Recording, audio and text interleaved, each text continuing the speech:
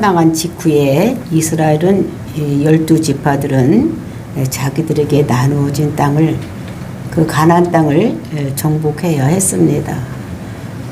요단강 서쪽에서 분배받은 이들이 자기 땅을 이제 정복해야지 되는데 누가 먼저 올라갈까? 그 하나님께 여쭈었더니 하나님께서 유다 자손이 먼저 올라가라 말씀을 하셨습니다. 그래서 순종해서 유다 지파가 올라갈 때에 혼자 올라가는 것이 아니라 시몬 지파와 연합을 하고 또 이제 싸우다가 그 후세들과도 연합을 하고 또 이방인들과도 연합을 해서 하나님께서 같이 함으로 인해서 유다 지파에게 준 땅들을 거의 다가 점령하는 이런 쾌거를 올리는 것을 우리가 보았었습니다. 유다 지파는 명령대로 가나안 족속들을 가서 그 진멸하고 즉 죽여버렸습니다.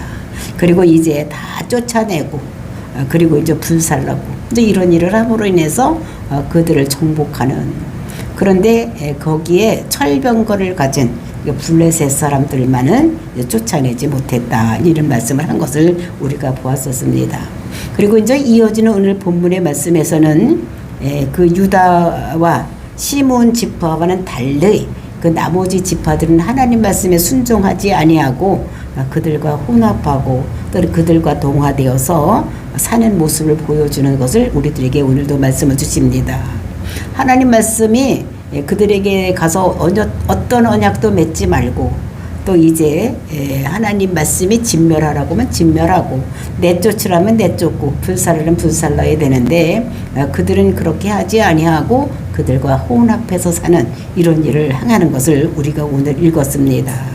언약을 맺지 말라고 했는데도 언약을 맺고 살려주는 이제 이런 일을 함으로 인해서 왜 여호수아가 죽고 사사시대가 이루어지게 되었는지 자기 뜻대로 자기 마음대로 사는 이런 400년간의 사사시대가 왔는지를 우리들에게 말씀으로 주시는 것이 오늘 본문의 말씀입니다. 우리도 하나님 말씀에 순종하며 사는 자로 살아야지 되는 것이지 하나님 말씀을 저버리고 내 뜻대로 살면은 안 되는 것을 오늘도 우리에게 말씀을 주시고 계십니다. 저와 여러분이 정말로 하나님 말씀에 순종해서 하나님 백성으로 끝까지 이기며 승리하는 자가 되시기를 예수님의 이름으로 축원을 드립니다. 21절 말씀 보시겠습니다. 1장 21절입니다. 베냐민 자손은 예루살렘에 거주하는 여부수 족속을 쫓아내지 못하였으므로 여부수 족속이 베냐민 자손과 함께 오늘까지 예루살렘에 거주하니라. 그러니까 베냐민 지파에 대한 이야기를 하고 있습니다.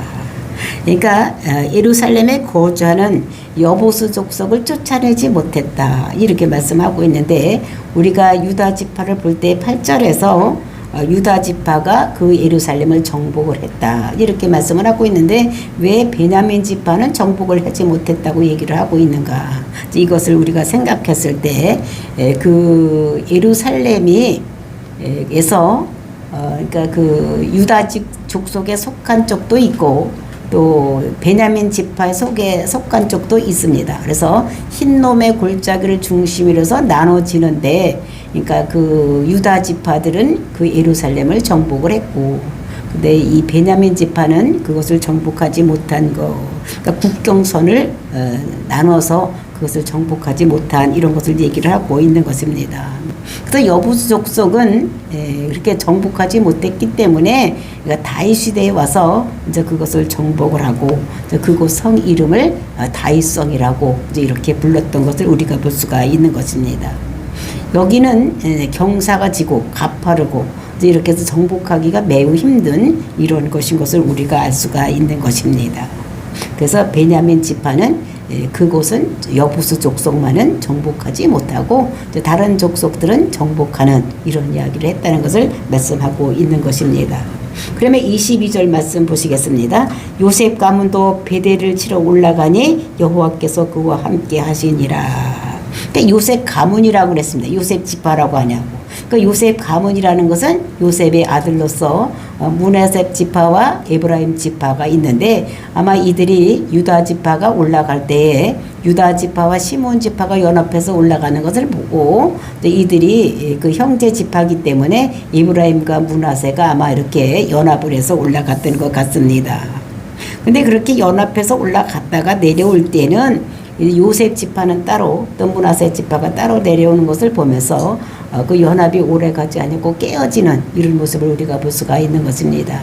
그 연합을 하려면은 그 사람이 마음이 그러니까 교만하면은 연합을 할 수가 없는 것입니다. 그래서 에브라임 지파와 므낫세 지파는 그 교만했기 때문에 서로가 연합을 하지 못하고 따로따로 올라갈 때는 같이 올라갔다가 이렇게 하지 못하는 이런 모습을 여기서 이렇게 볼 수가 있는 것입니다.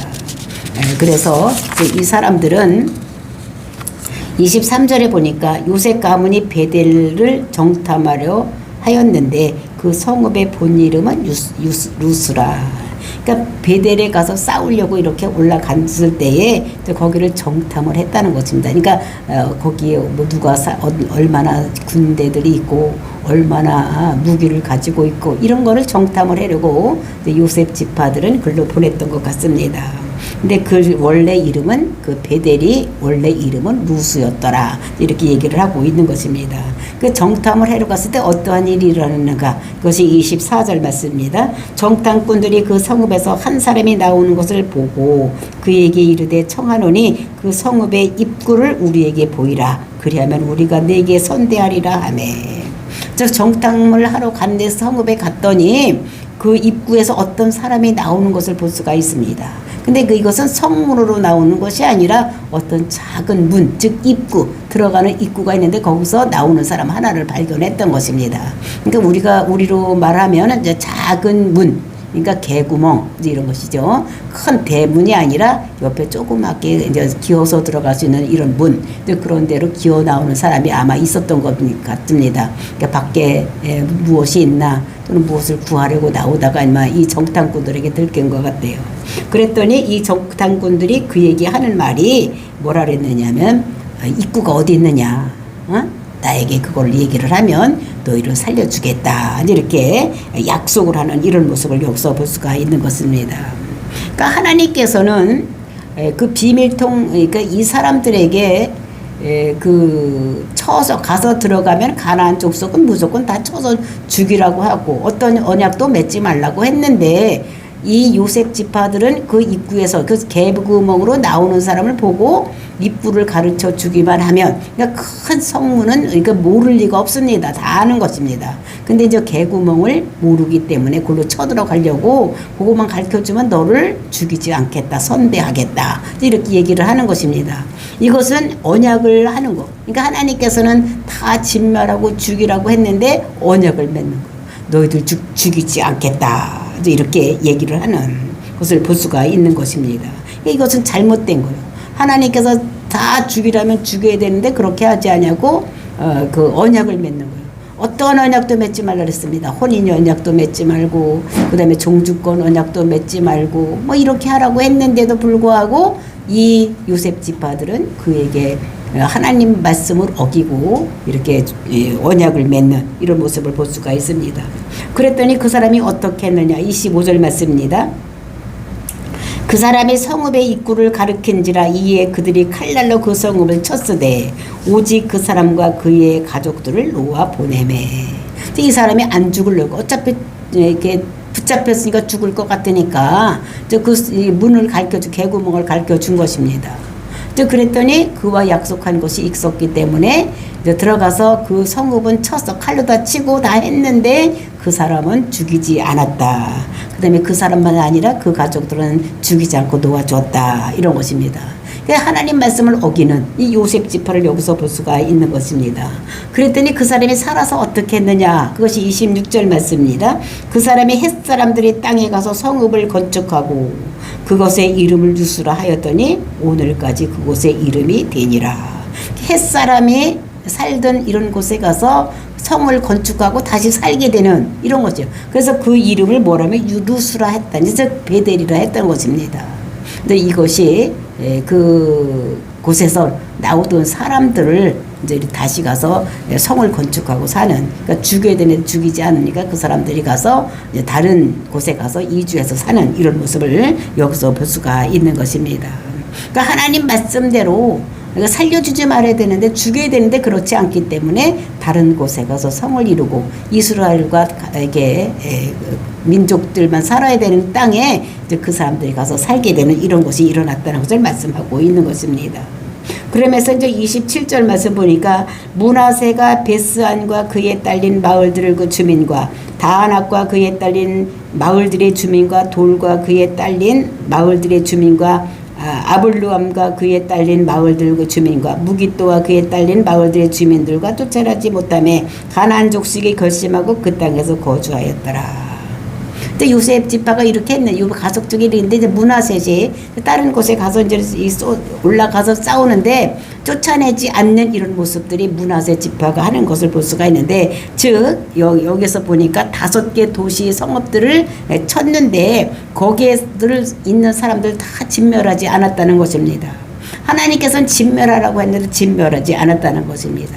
그러니까 진멸하지 않으니까 이게 므낫셋 지파의 눈치를 보는 거예요. 그 가나안 족속들이 이 사람들이 우리를 다 진멸하나 죽이나 어떻게나 이렇게 보는 것입니다.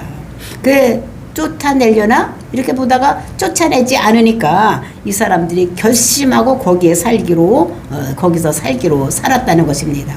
그러니까 쫓아내려나 이렇게 봤더니 쫓아내지 않으니까 아이 우리가 그냥 여기 살아야 되겠다 이렇게 생각하고 거기에 가나안 족속들이 그렇게 살았던 이런 모습을 여기서 볼 수가 있는 것입니다.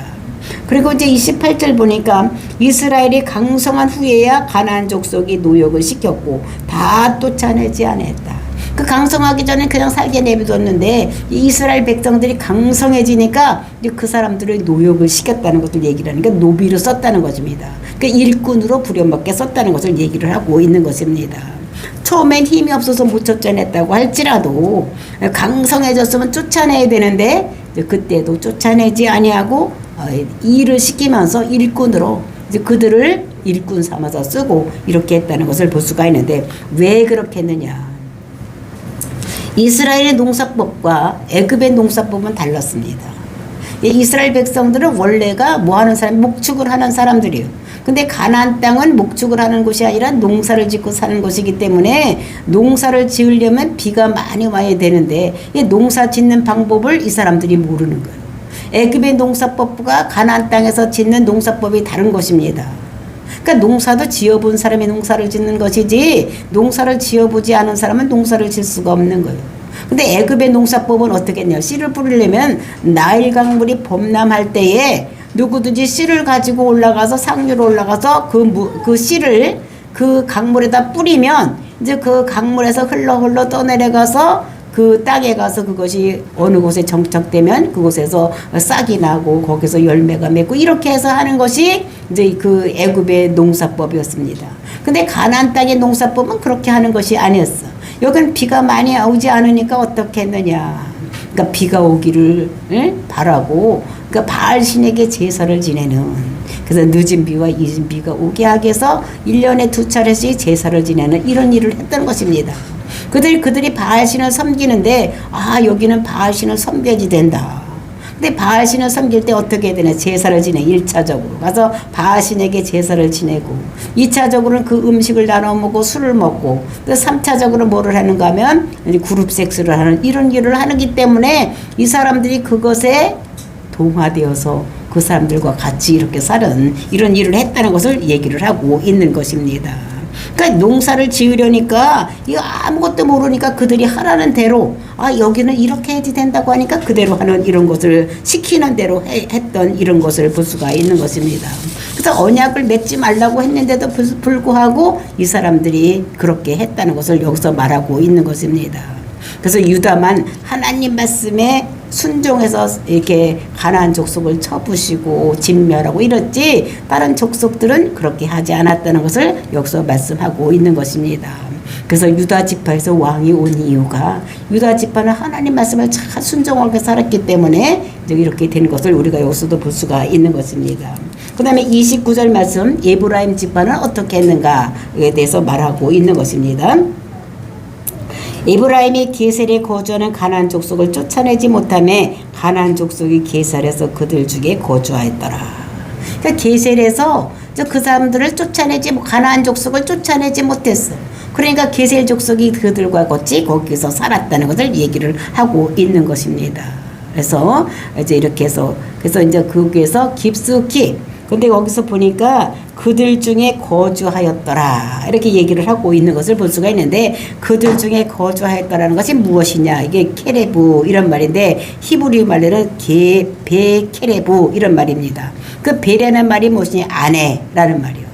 그리고 케레브라는 도 내부 중앙이라는 말인데 이것이 중앙이라는 말이 두 번 거듭되어 있기 때문에 이제 깊숙이 침투해서 살았던 것을 얘기를 하고 있는 거예요.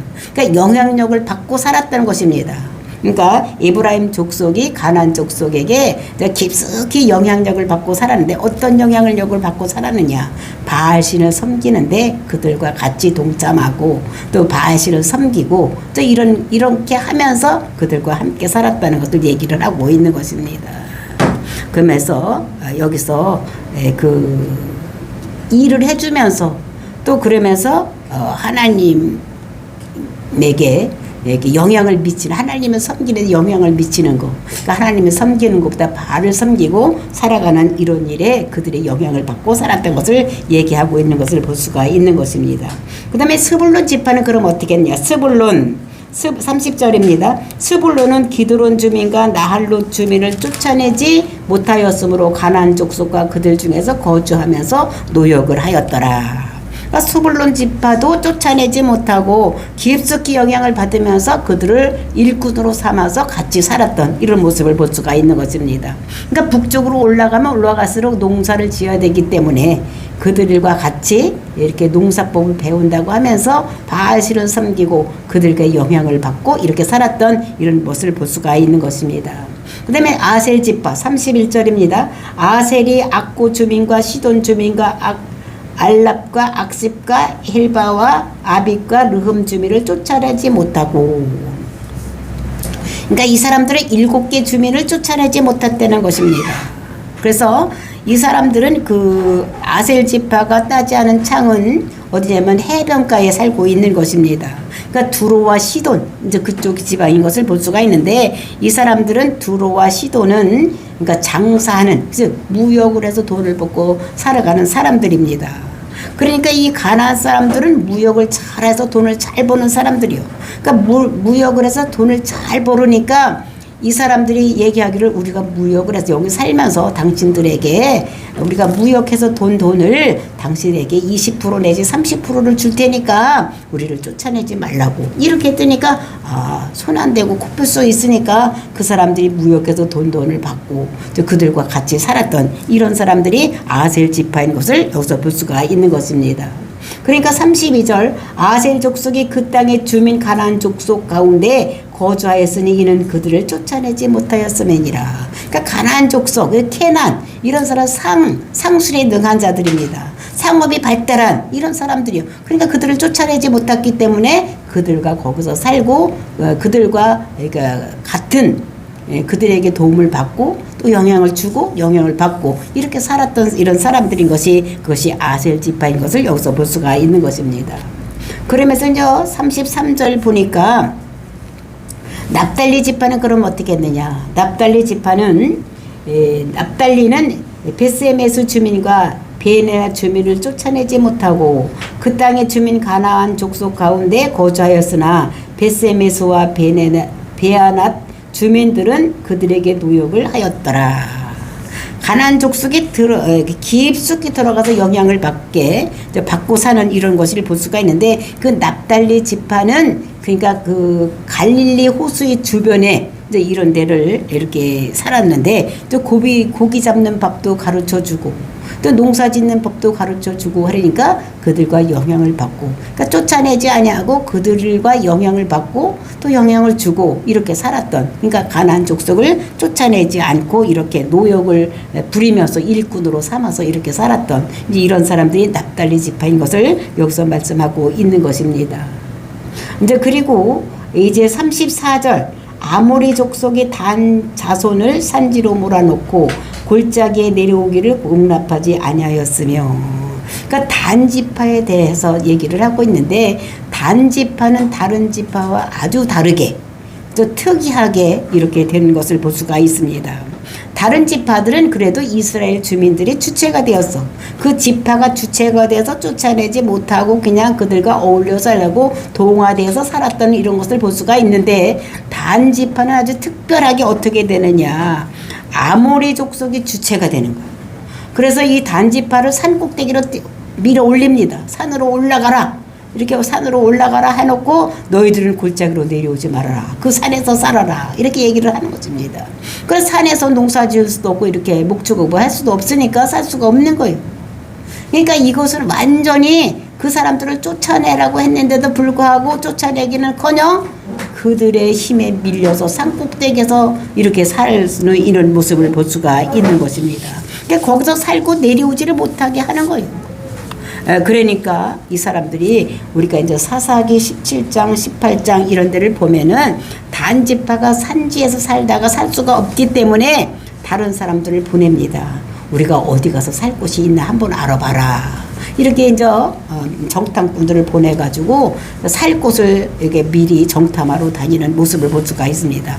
그래서 이제 이스라엘 아주 최북단 갈릴리 호수 더 위에 올라가서 헬몬산 밑에 이제 거기 가서 이제 이게 따뜻한 이게 산 밑에 그 고을, 한적한 고을에 사람들이 사는 것을 보고 이제 그곳에 가서 그 사람들을 쫓아내고 거기서 살려고 다시 와서 단지파에 있는 사람들을 모두 데리고 그것을 이주해서 사는 이런 모습을 우리가 볼 수가 있는 것입니다.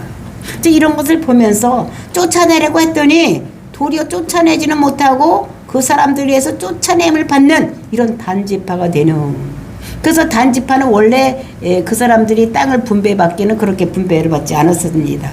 그러니까 예루살렘에서 가까운 지역에, 즉 에브라임 옆에 단지파가 그 땅을 분배를 받았는데 그 땅을 차지하지를 못했기 때문에 북쪽으로 맨 꼭대기로 올라가서 사는 이런 지파가 단지파가 된 것입니다. 그래서 우리가 이스라엘 얘기를 할 때 뭐라 그럽니까? 단에서부터 부엘세바까지 이렇게 얘기를 해. 북쪽 맨 끝에가 북쪽이 그러니까 단에서부터 부엘세바까지. 그러니까 단지파가 거기서 그 사람들에게 쫓겨나서 끝까지 맨 꼭대기까지 도망가서 사는 이제 이런, 그러니까 쫓아내라고 했더니 쫓아내지 못하고 자기들이 도망가서 사는 이런 지파가 단지파가 되는 것을 볼 수가 있는 것입니다. 그러니까 하나님 말씀을 지키려고 생각도 안 한 거예요. 하나님 말씀이 쫓아내려고 했으면 쫓아내야 되는데 그렇게 하지 않는 이런 지파가 단지파인 것을 볼 수가 있는 것입니다. 그래서 창세기 49장에 보면은 이 단지파는 길섭의 뱀이다, 이렇게 하고 이제 다른 사람을 넘어뜨리는데 앞장서는 자다, 이렇게 얘기를 하고 있는 것을 볼 수가 있고, 우리가 이제 천국에 들어가는 그 지파들의 수를 보면은 단지파는 한 사람도 거기에 들어가는 사람이 없는 이제 이런 것들을 보면서 하나님 말씀에 순종하지 아니하고 하나님 말씀 따르지 않는 이런 지파가 단지파인 것을 우리가 여기서 볼 수가 있는 것입니다. 이렇게 해서 우리가 이 사람들이 정말로 하나님께서 쫓아내고 거기 있는 주민들 다 쫓아내고 죽이고 다 이렇게 하라고 했는데 그렇게 하지 않는 이런 사람들을 보면서 우리가 이제 2장에서 앞으로 볼 텐데 여호수아의 사자가 나타나서 그들을 너희가 쫓아내지 않았기 때문에 그들이 너희의 옆구리에 가시가 되고 그들의 신이 너희의 올무가 될 것이다, 이렇게 하는 것을 우리가 볼 수가 있는 것입니다. 그래서 1장은 왜 이 여호수아가 죽은 다음에 그 이스라엘 백성들이 왜 사사 시대를 살 수밖에 없는지 이제 그 이유를 이렇게 말씀하고 있는 것입니다. 그래서 하나님의 자녀들이 세상과 구별되어서 살아야 되는데 세상과 구별되지 아니하고 살았기 때문에 이 사람들이 또 언약도 맺지 말라고 했는데 언약도 맺고 또 그 사람들 쫓아내지 않고 이렇게 살았기 때문에 세상 문화에 흡수되고 또 세상 가치에 거기에 동화되어서 살았기 때문에 이 사람들이 사사시대를 살 수밖에 없는 이런 것들을 우리들에게 말씀하고 있는 것입니다. 정말 우리가 오늘날 교회에서 우리 교회는 믿음 사회라고 했습니다. 그래서 하나님 말씀을 믿고 믿음대로 살아야 되는데 그렇게 살지 않으면 우리도 마찬가지로 사사시대의 이런 사람들과 같이 될 수밖에 없다는 것을 우리에게 말씀하고 있는 것입니다. 그래서 우리는 하나님 말씀에 순종해서 하나님 말씀을 잘 지키고 살아갔을 때에 우리가 하나님 백성으로 승리하는 삶을 살지 하나님 말씀에 불순종하고 그 나라의 세상에 동화되고 세상 문화에 동화되면은 우리는 실패할 수밖에 없다는 것을 우리들에게 말씀으로 주시고 계시니까 우리는 하나님 말씀에 순종하고 하나님 말씀에 복종하고 살아갈 때에 하나님 백성으로 승리할 수 있다는 것을 우리들에게 오늘도 말씀하고 계시는 것입니다. 저와 여러분이 정말로 하나님 말씀에 순종하고 살아서 승리해서 천국을 늘 누리며 마지막까지 승리하는 저와 여러분이 되시기를 예수님의 이름으로 축원을 드립니다. 정말로 이것을 보면서 사사시대에 이와 같이 우리가 되면 우리도 그와 같이 된다는 것을 우리에게 말씀을 주셨으니까 우리는 그렇게 하지 말고 정말로 우리가 이 유다 지파같이 하나님 말씀에 순종하고 또 다른 지파와 연합하고 또 후세와 연합하고 이방인과 연합해서 하나님 백성으로 승리하는 저와 여러분이 되시기를 예수님의 이름으로 축원을 드립니다. 다 같이 기도하겠습니다.